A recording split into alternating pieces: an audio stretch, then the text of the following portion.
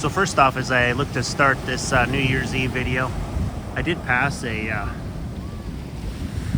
sea turtle on my walk down here to where I'm videoing. Pretty cool. Good rule of thumb, gotta leave them alone. But I just kind of walked right past them. Walking up the shore there. All right, so 2024 is about to come to an end here. Was just doing some reflecting on this year and also kind of thinking about plans for 2025. So first off, the 2025 Nationals in Chicago. Word on the streets is that the hotels are already booked up around the convention center. I don't know if that's true or not, but that's what I'm hearing. We have ours booked. We typically book ours in August or September for the following year. So we get on that pretty early.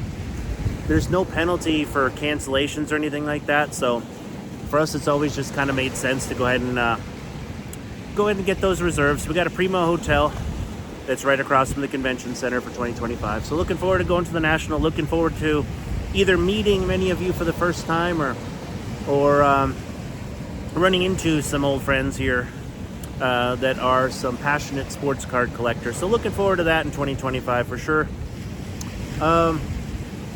One of the things that I'm looking to avoid in 2025 is I'm planning on not buying any wax. And so I actually loaded up quite a bit in 2024 with retail.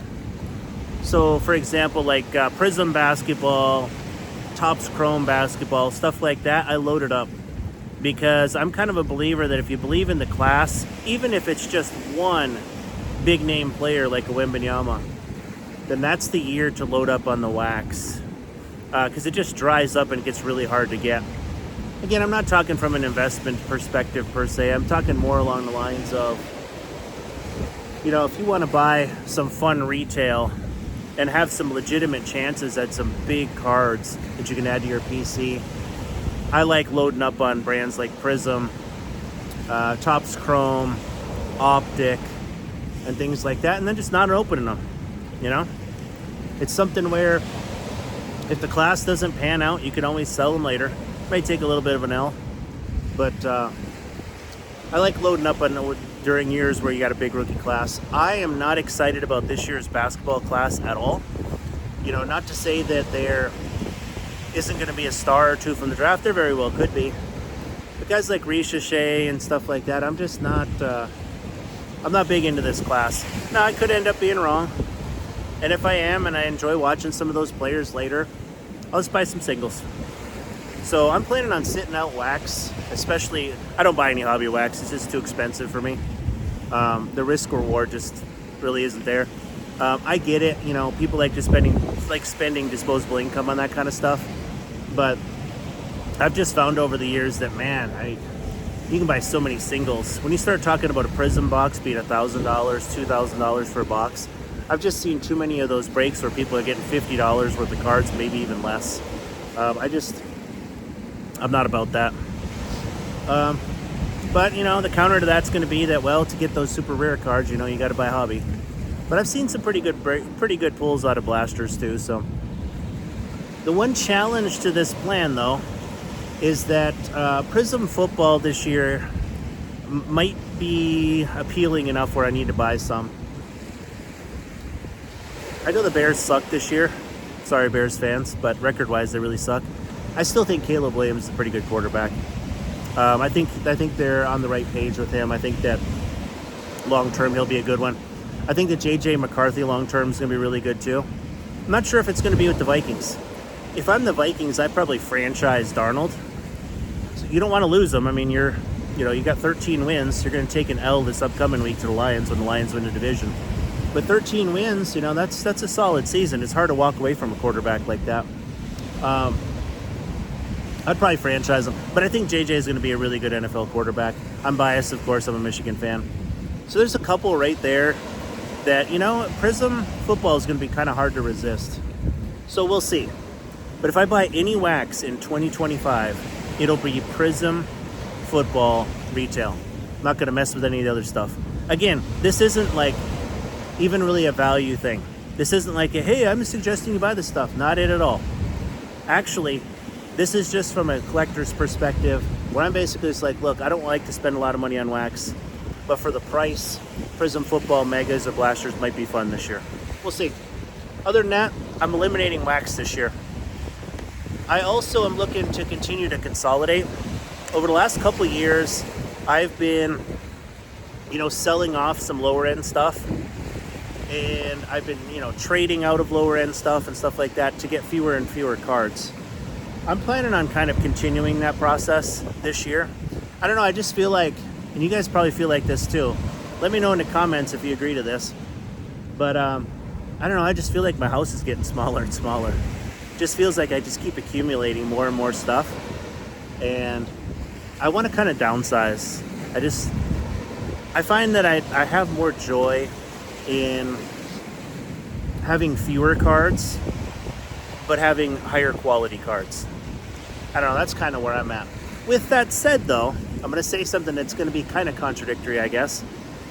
I am going to budget some time at this year's National, some more time I should say, to go through like the $1, $5, and $10 boxes, just for fun.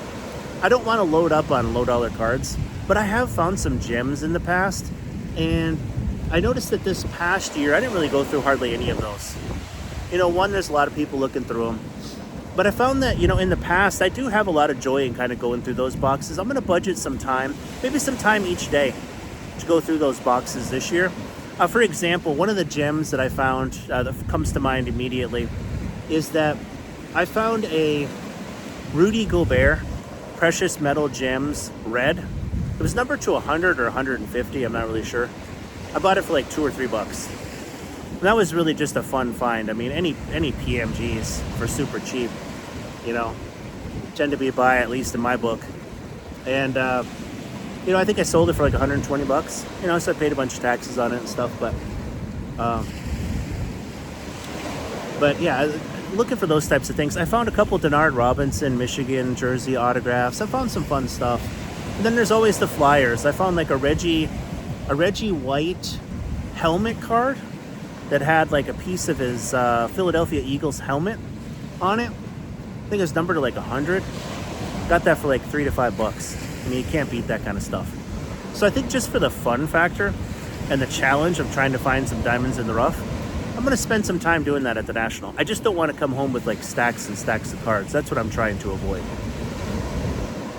So one last thing that I'm looking to do this year, I've found that it's getting so difficult. At least, I don't know if I've just run into like a string of like bad luck with this, but I found that it's been so difficult to actually buy like raw sports cards on eBay to grade. So I've kind of done this in the past where, I've looked at some cards and I've determined like, hey, this would be a great PC card. I don't want to pay $300 for it though in a 10. Well, maybe I'll buy a raw one for $30-$40 and see if I can get a 10. It just seems that nowadays that so many people are doing raw to grade. It's so hard to find, not that it's impossible or anything like that, but it's so hard to find these premium raw cards. I don't know, I think I've just had a rash of bad luck lately. And I've just found that a lot of eBay sellers just don't accurately list cards. I had a couple situations recently, one in particular, where I bought a card that had like significant flaws. I mean, significant, like part of the card was peeling up, like it was really bad. And, I went back and looked at the item description and they had listed it as like excellent or something like that in there, but then didn't disclose the flaws. They didn't like describe what the flaws are. They didn't take any pictures of the flaws. And quite frankly, sometimes people just don't understand sports cards, and so sometimes people will put excellent on there as for the condition, but the card is actually like in gem mint shape. So I don't know, I found it interesting because I got that card and I'm just like, dude, come on, just take a picture of it. And then we had this long back and forth, and ultimately the guy said that they had cracked it, out of a low grade and sold it raw. But since they had put excellent for the description, but then didn't take pictures of the flaws, they figured it was okay. I don't know. we may have to agree to disagree on that one. I feel like if I'm selling something on eBay that's got some major flaws, I just take pictures of it and disclose exactly what they are. But that's just me. So that was a recent one, and I don't know. I've had a hard time buying I've tried buying some lots, for some condition stuff. I'm going to move away from that during this year. One, I don't want the extra cards that aren't in great condition to grade. And then two, I just don't want the hassle of getting a bunch of cards that just aren't in very good condition. So I'm going to move on from that in 2025 also. So what are your plans for 2025? Have you had any big changes this year in your collection?